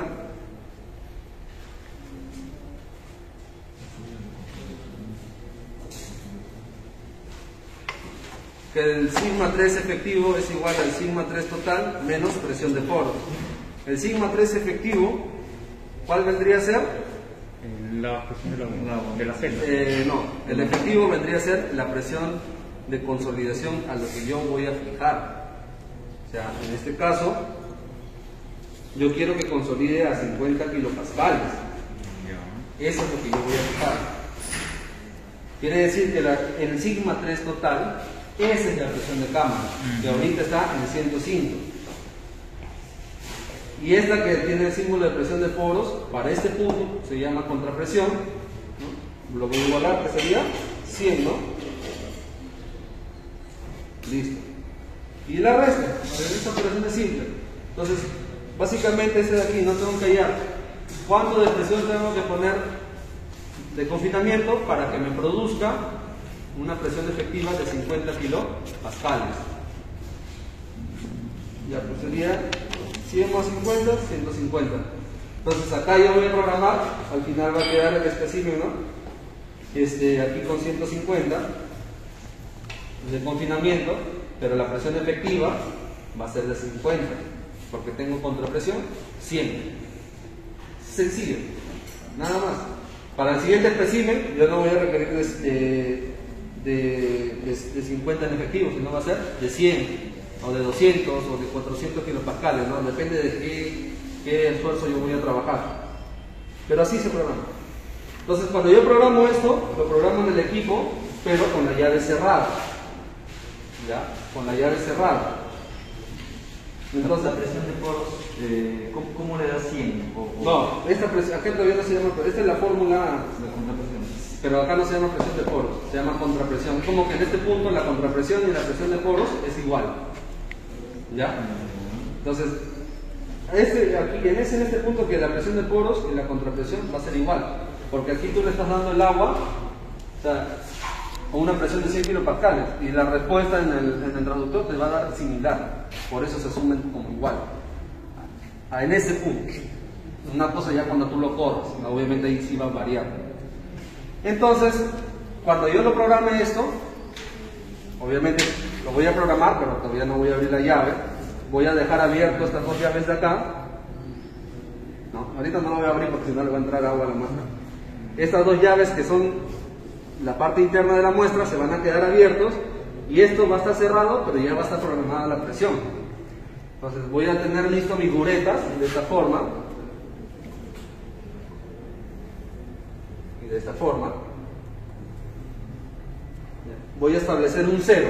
Entonces cuando yo abra la llave de confinamiento, ahí obviamente la muestra se va a empezar a consolidar. ¿Y cómo se va a ver? Que el agua que está dentro de la muestra va a salir, porque la consolidación es esa. Y cuando la muestra está saturada, tú le aplicas una carga, el agua, en un inicio, supuestamente las partículas sólidas y el agua van a resistir, pero como en algún momento, en algún punto, ¿no?, esa presión de agua se va a disipar, ¿no? Ese término aparece, ¿no?, cuando se disipe la presión o el exceso de presión de poros. Quiere decir que ya el agua ha dejado de salir. Pero en este caso, cuando yo haga efectivo, el agua va a salir y yo tengo que tomar lecturas de las dos buretas en otro formato, con mi cronómetro, tipo las lecturas de consolidación en corte, ¿no?, a 8 segundos, 15 segundos y así. Igualitos acá. Pero en este caso voy a tomar no una deformación, sino variación de volumen de agua. En la bureta 1 y en la bureta 2, ¿no?, a 8 segundos los dos, a 15 y así sucesivamente. Al final esos valores se van a sumar, porque no necesariamente acá va a ser lo mismo que acá, ¿no? Puede acá liberar un poco más de agua, puede acá liberar menos agua, pero al final los dos se unen. Cuando deje de liberar agua, quiere decir que la muestra ya está consolidada, que duran básicamente 24 horas. Y es a partir de ahí donde se decide, ¿no?, con el siguiente día, si es un CU o un CD. ¿Por qué? Porque solamente sería correr nada más. Entonces, si lo corro con las llaves cerradas, las llaves de drenaje cerradas, me refiero cuando hago ya la compresión con las llaves cerradas, sería CU y tendría que tomar presión de poros. Pero si lo corro con las llaves abiertas, sería CD. ¿Por qué? Porque la muestra obviamente va a drenar. Al momento de la compresión, el agua que todavía hay en la muestra va a seguir saliendo. Entonces, es consolidado, drenado. Igual con el motor de presión. El tema de la consolidación es una consolidación entonces en 3 dimensiones. Claro, isotrópica. Por eso se le llama consolidación. No es unidimensional. No, es isotrópica, exactamente, por todas las dimensiones. Entonces, pero ese procedimiento, ya sea CU o CD, es el mismo. Es al último ya, en la corrida, donde yo voy a establecer el CU o el CD. Simplemente, si las llaves están cerradas, obviamente no va a drenar cuando yo comprimo. Cuando las llaves están abiertas, va a drenar el suelo. Entonces, de acuerdo a eso, yo también tengo que establecer mi velocidad. Un CU, en promedio, pues la velocidad se establece en 0.25 milímetros por minuto. En cambio, en un CD es más lento, que básicamente en promedio hacemos a 0.1 milímetros por minuto, que es lentísimo. Entonces, es en ese punto recién después de la consolidación que se establece un CU o un CD. Pero la consolidación es lo mismo para cualquier tipo de ensayo, de los dos.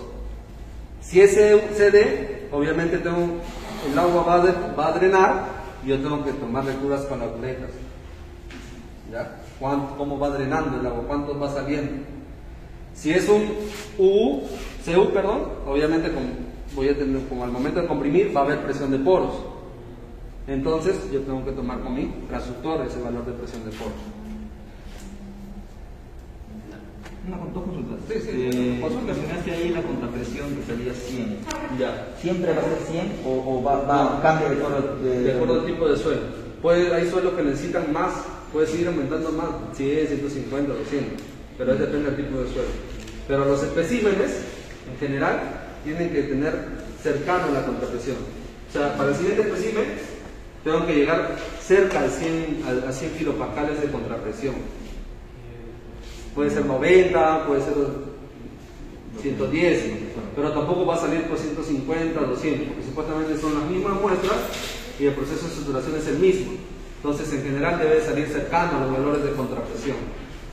¿Ya? Y para la consolidación, lo que entendí es que le aumentas la presión a tanto el sigma 3 como el sigma 1, igual le vas aumentando No, acá todavía no hay sigma 1. Sigma 1 aparece en la corrida.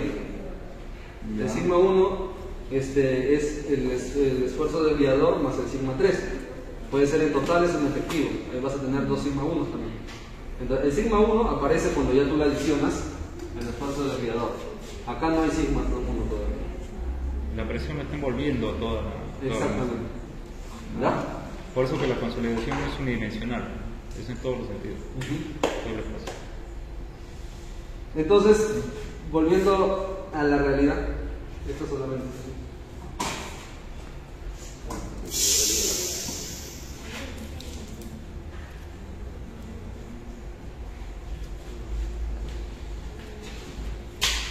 ya, esto solamente se colocaría lo pongo a la presión de cero. Bueno, eso es básicamente un resumen del proceso de los ensayos triaxiales. No, ya, propiedad. El esfuerzo de desviador es, me dijiste, el sigma 1 menos sigma 3, ¿no? No. Claro, el sigma 1 es igual al sigma 3 más el esfuerzo de desviador, ¿no? De otra forma. Entonces, para un U, solamente es esto. Ya volviendo a lo que estábamos haciendo inicialmente.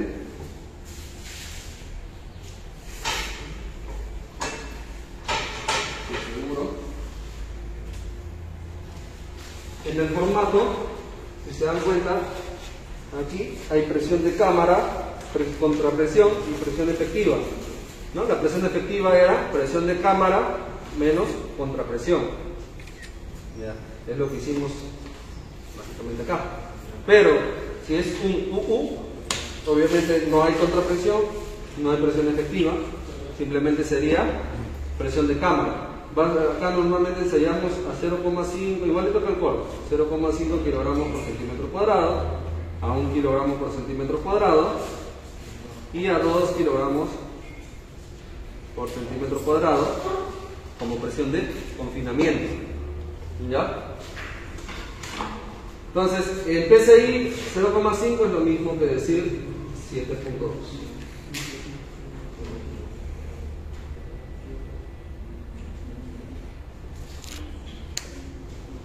Entonces, acá la presión ya está cargada, está el control, ¿no? La puerta de acá está abierta porque está este shoot. Quiere decir que toda la bureta ya está a esta presión, 7.2. Todo el agua que está dentro está a esta presión. Entonces, obviamente está saliendo, todo este agua también está a esa presión y llega hasta la llave, que está cerrada. Como está cerrada, esta presión está cargada acá, pero todavía no le pasa la muestra. Entonces, lo siguiente sería nada más abrir la llave, despacio. ¿Listo? Ya. Y ahí recién el agua que se usó para llenar toda la celda, ¿no? Todo el agua adquiere esta presión de 7.1 a 7.2. En esa posición lo voy a dejar por 10 minutos, ¿no? Es lo que se manda la norma. Y después de eso, recién sometemos a la rotura, ¿no? Lo comprimimos y vamos a empezar a tomar lecturas de días de carga, que es lo que está en el formato, días de carga. Sobre la velocidad de deformación. En el U,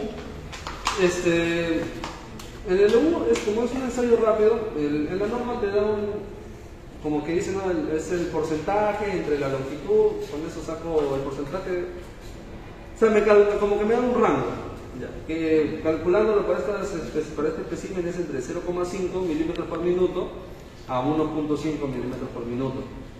¿De qué depende? Depende del tipo de suelo, ¿no? Básicamente es lo que dice la norma, ¿no? Entonces, a 1.5 pues el ensayo dura 20 minutos, una corrida aproximadamente. Si lo hago 0.5, el ensayo, la corrida dura 45 minutos, casi una hora.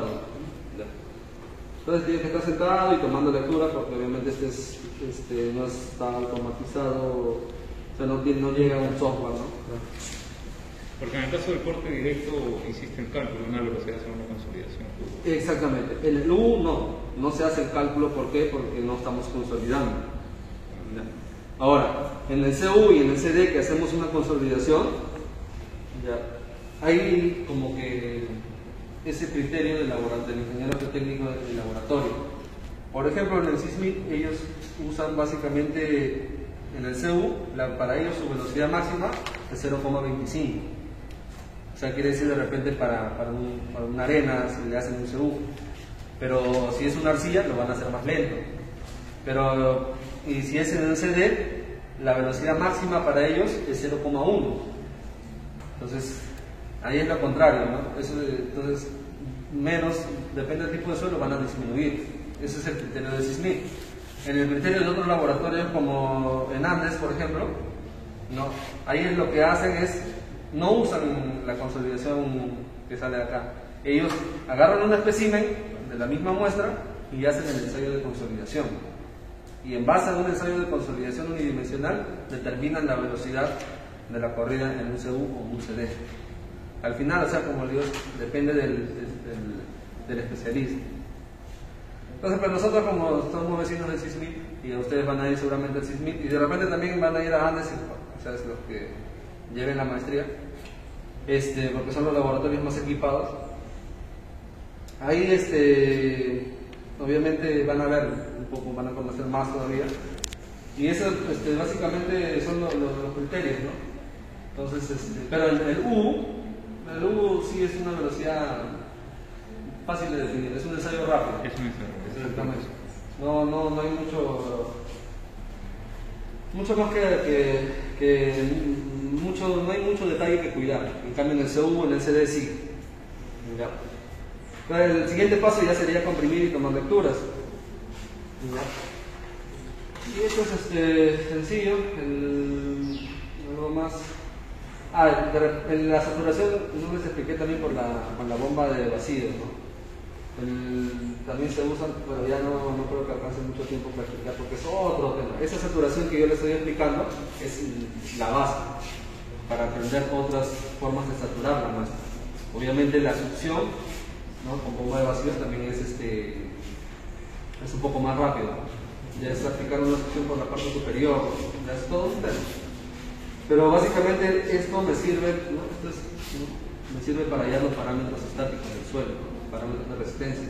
Por eso también se le llama triaxial estático. Ahora, por ejemplo, para estos valores, como sirve para diseño, puede ser de cimentaciones, hay un valor que sirve, ¿no? Todos los ensayos son ensayos de resistencia, pero también hay ensayos de deformación, como el ensayo de consolidación, que me sirve para hallar asentamientos. Pero, por ejemplo, cuando ustedes vean la formulita de asentamientos, hay un valor que se llama módulo de elasticidad del suelo. ¿Cómo sale ese valor del módulo de elasticidad del suelo? Sale a partir, bueno, básicamente lo determinan en tablas, ¿no? En el Braja DAS, en la bibliografía, salen dos tablitas. Este tipo de suelo, te dan un rango, según la experiencia, vamos a asumir tal valor. Pero, básicamente saldría de un ensayo triaxial CD.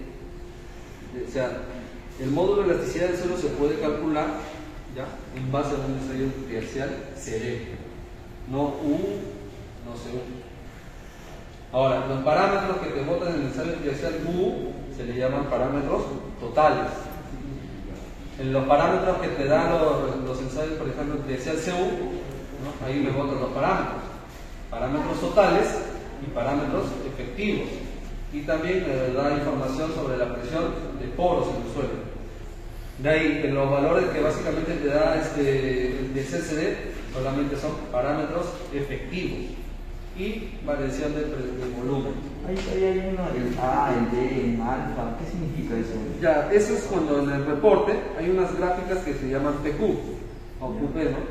Entonces, es una forma indirecta de calcular al final el ángulo de flexión y la cohesión. En este caso, esto me sirve para hallar el ángulo de flexión y cohesión efectivo. Pero no se usa directamente ese valor del A y el alfa. Eso, con una formulita, llegas a los parámetros efectivos. O sea, eso básicamente aparece, por ejemplo, en un reporte de un CU va a aparecer eso. En un reporte de CD también va a aparecer eso. Entonces, pero eso viene de la gráfica del PQ. ¿Qué más? En este ensayo, como les dije, ¿no? Este ensayo básicamente es para arcillas, pero sí se puede hacer en arena. Lo forzamos para hacer en arena, sí, pero de repente la norma no me lo permite, pero sí lo hacemos. ¿Ya? Al final eso depende del criterio del especialista, ¿ya? En qué momento, como les dije, usar un triaxial o un corte directo. porque el corte directo sirve, ¿no? De repente porque el reglamento ya te lo descarta, ya como que lo desecha, pero sirve, en estabilidad de talud siguen usando ¿cómo se llama? El corte directo, porque me puede dar parámetros residuales, no solamente los parámetros los esfuerzos de resistencia máxima. Entonces sí tiene su utilidad, es cuestión de saberlo, usarlo. Entonces es cuestión de saber en qué momento aplicar un CU o un CD, ¿no? Un CU, como dice, ¿no? Consolidado, no drenado, ¿no? Claro, uno asume que es para un suelo, o para un momento en el que el suelo esté consolidando y mientras se consolide por una carga, no drene fácilmente. Y básicamente esa condición, ¿quién lo cumple? Las arcillas. Las arcillas no drenan fácilmente, drenan con el tiempo. O sea, un CU tendríamos que aplicarlo en suelos más cohesivos. Exactamente. No Ese es como que el criterio básico. Eso no significa que no esté limitado a que yo use en arena. Tiene una aplicación. O sea, lo básico es pensar, y está bien, que el CU sería para arcillas y el CD consolidado, drenado. ¿Cuál es el suelo que al momento de consolidar drena rápido? Las arenas.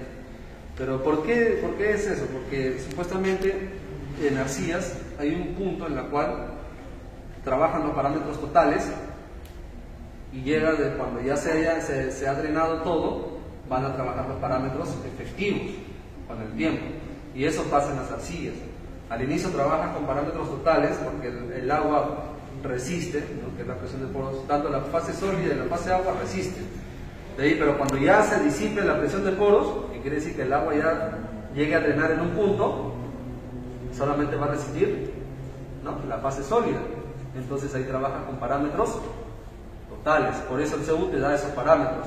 No es de acuerdo al tiempo. Cuando tú diseñas al inicio y al final, todos van a llegar a un parámetro efectivo. O sea, al inicio tendría que diseñar con un parámetro total. Y de ahí efectivo. Es de acuerdo efectivo al tiempo. ya en función al tiempo. Exactamente. Pero eso depende del tipo de proyecto. Eso en cimentaciones no se ve mucho eso. De repente eso para obras de minería sí se ve bastante. En cambio, si fuese un suelo granular, obviamente la presión de poros se va a disipar al toque. No tendría sentido trabajar en parámetros totales porque el toque va a llegar a los parámetros efectivos. Disipa rápido. Entonces no requiero tanto de estudiar los parámetros totales en una arena. Pero en cambio en las arcillas sí se acostumbra a hacer CU, en geotecnia aplicada a minería, se acostumbra a hacer CU y CD, porque el CU te calcula directamente parámetros totales y de forma indirecta parámetros efectivos. Pero si yo quiero saber de forma directa los parámetros efectivos de la arcilla, hacen CD. Entonces, combinan esas dos informaciones. Obviamente, los parámetros efectivos del CU de esa arcilla va a ser diferente a los parámetros efectivos del CD. ¿Y cuál es más confiable? El CD, porque es directo. Entonces, ahora, si es en una arena y yo le hago CU, sus parámetros totales en una arena, la verdad, como que mucho... O sea, salen datos como que pocos vistos, no se ve mucho. Tanto la cohesión como la cohesión sale muy alto, valores que de repente no estamos acostumbrados a ver, ¿no? De repente el ángulo de flexión también, totales. Entonces, en las arenas hacer CU es todo un tema. Interpretarlo es muy difícil, más fácil es el CD. Y de ahí ya sería, ¿no? Básicamente toda la explicación para... ¿Cuándo lo aplicas? O sea, no, el U básicamente hay dos cosas ahí. Si tú lees los libros, te dicen cuando son suelos saturados. O sea, la aplicación es cuando el U es cuando los suelos están completamente saturados. Pero en la norma te dice que te puedes ejecutar para suelos saturados o parcialmente saturados. Entonces, al final, como el U en primer lugar es el ensayo más barato, solamente se usa para los diseños de cimentación que reemplazan al corte directo nada más. Pero los parámetros, para capacidad misible, sí, válidos, pero no las hacen nubes están con CU. en un segundo, depende del tipo de suelo, o si es una arena, corte directo con el láser. Entonces, terminamos prácticamente todos los ensayos de resistencia que se hacen en el laboratorio, porque también hay ensayos de resistencia que se hacen en el campo, ¿no? Pero por más que se hagan en campo, siempre se corroboran con los ensayos de laboratorio. Creo que si no hay más preguntas, creo que que sería todo. Por ejemplo, si yo tuviera una morrena, una grava arcillosa, ¿Ya? y me gustan, ¿tendría que ser CU o CD? No hay nivel de área, por ejemplo, ¿no? Ah, ya. A ver, en primer lugar, todo lo que nosotros estamos estudiando son para suelos saturados. O sea, nuestra mecánica de suelos se llama para suelos saturados. Hay una mecánica de suelo, o sea, hay las nuevas tendencias ya, la de la que está avanzando, y hay una mecánica de suelo para suelos no saturados. Porque no necesariamente todos los suelos se llegan a saturar. Y ahí la presión de poros es muy diferente. Ahí existe, creo que, un valor de presión de succión. O sea, hay varios términos que van aumentando. Entonces, básicamente, depende del tipo de suelo. Tú vas a escoger, ¿no? De acuerdo al tipo de suelo, de acuerdo al tipo de proyecto, una cosa que sea una carretera, otra cosa que sea una presa de relave o cualquier tipo de estructura de retención. Entonces, tú al final, depende de ese tipo de estudio, tú vas a escoger el que sea el CU. No te podría decir, pues, porque es una arcilla, hace un CU. Tampoco se queden en eso. O sea, esa es la idea básica, pero no es que no está limitado eso. Es depende al final inclusive hasta del modelo porque los software te dicen, no, un modelo Morcoulo, modelo tal, modelan el suelo de distintas formas. Entonces, de acuerdo a eso, también diseño. Eso es, seguramente ya en la maestría obviamente van a aprender más. Listo. Ah, ya, justo, gracias, Carlos. Quería esta parte, ¿no? Para terminar. Cuando se termina la muestra, se ven los tipos de falla. Este se llama falla plástica o falla en barril. Y este de aquí, por ejemplo, vemos una muestra como este tipo de falla que es falla por corte, ¿no? Se ve como, ¿no?, el plano de falla. Entonces, o también puede haber un suelo en el cual falle combinado, ¿no? Tanto en barril como en corte. Así termina, le tomo sus dimensiones finales y termina el 1. Pero ese lo de barrica es porque ya cumplió una cierta... Básicamente esto cuando son arcillas así muy húmedas, fallan así en barril. Cuando son arcillas secas o no tan húmedas, ¿no? Porque yo puedo hacer o sea, ahí puede haber arcillas muy húmedas, entonces fallan básicamente así. Cuando las arcillas están en una humedad más o menos baja, fallan por corte. O sea, baja pero remoldeable, ¿no? Fallan por corte. Si es una arcilla de alta humedad, va a fallar así básicamente. De la pena depende del tipo de suelo, su plasticidad, todo, ¿no? Y en algunas partes has usado, por ejemplo, universidad con pared rígida y hay otras paredes rígidas. Ah, ya, no, ese se llama ensayo de permeabilidad, pared rígida o ensayo de permeabilidad, pared flexible. En el triaxial hacemos ensayo de permeabilidad de pared flexible. El pared, que es básicamente para arcillas, para ver la constante permeabilidad del suelo en arcillas o en suelos finos. La pared rígida es para ver, ¿no?, la permeabilidad en suelos arenosos, pero eso se hace en un equipo aparte, en un molde, y es un ensayo muy sencillo. Al final, los dos tipos de ensayo que se hace es básicamente esa carga constante, ya sea flexible o rígida, pero son una carga constante. Pero flexible es para permeabilidad, no es Es como decir carga variable y carga... Claro, pero básicamente en el PC se hace carga constante, no se hace carga variable. Pero eso es ya otro tema. Listo. Ok, listo, gracias.